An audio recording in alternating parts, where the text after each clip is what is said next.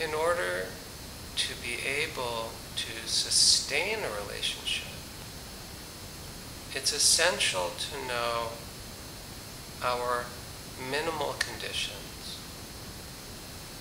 These are the conditions which must be obtained if we are to stay in any relationship. Knowing these conditions, implicitly or explicitly, is crucial for us to be healthy and happy within the parameters of a connection with the other. What our minimal conditions happen to be is entirely up to the individual question. But if these conditions are not fully met, it's essential to have the capacity to leave. If one can't leave because one is afraid, if one stays put when these conditions aren't met, one's power as a partner in the relationship is eroded, and one loses the leverage which makes for equal balance and permits a functional relationship to unfold with one's partner.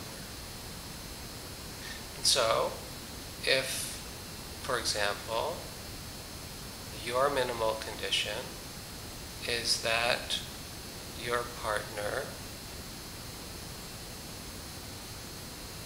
stay faithful to the marriage, and if one finds that one's partner is unfaithful, one must be able to identify the infidelity.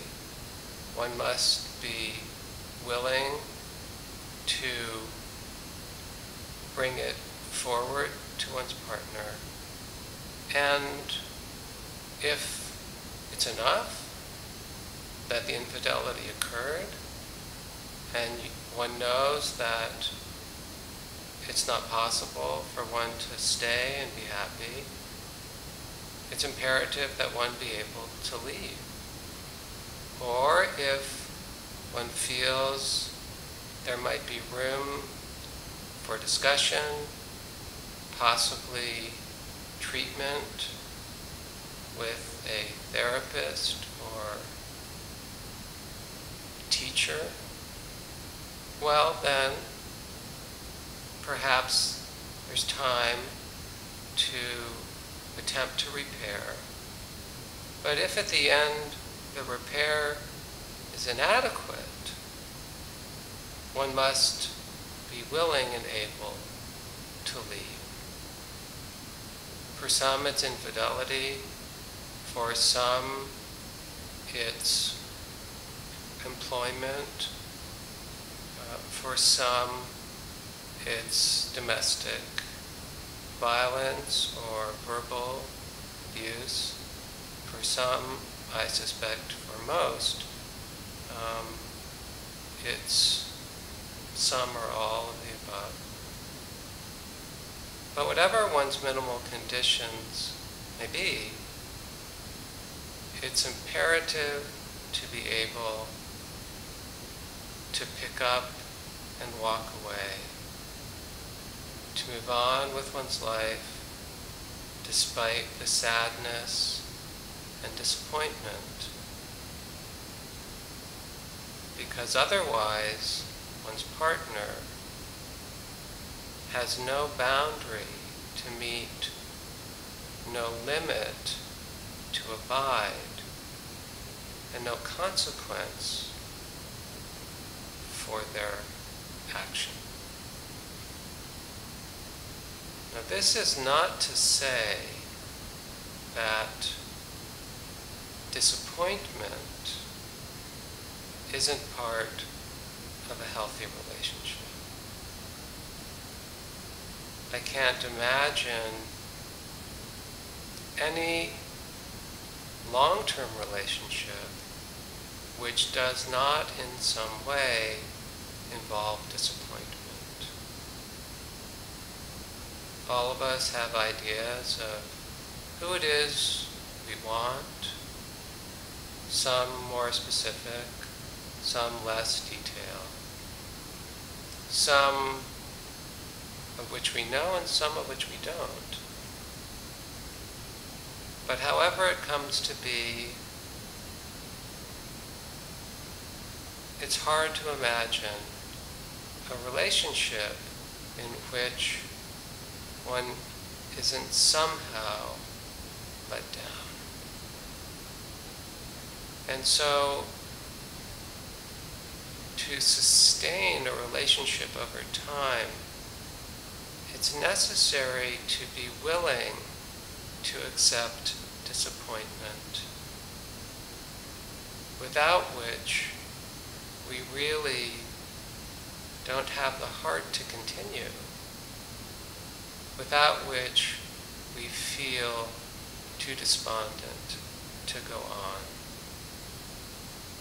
The challenge is to discern the kind of disappointment that falls above the limits of our minimal conditions. Disappointment that distresses but doesn't destroy. Disappointment that is tolerable even if difficult. And so, to be clear with oneself and with one's partner what one can and cannot accept, to be willing to tolerate those qualities and actions that aren't what we wished we would have found in our mate, and to be able, when necessary, even if heartbreak ensues, to pick up and leave when it is imperative. If we can do these things, our chances of happiness within a durable partnership are enhanced, strengthened, and given a shot. And point the way toward a life of relative joy, which is saying a great deal in life as we know it.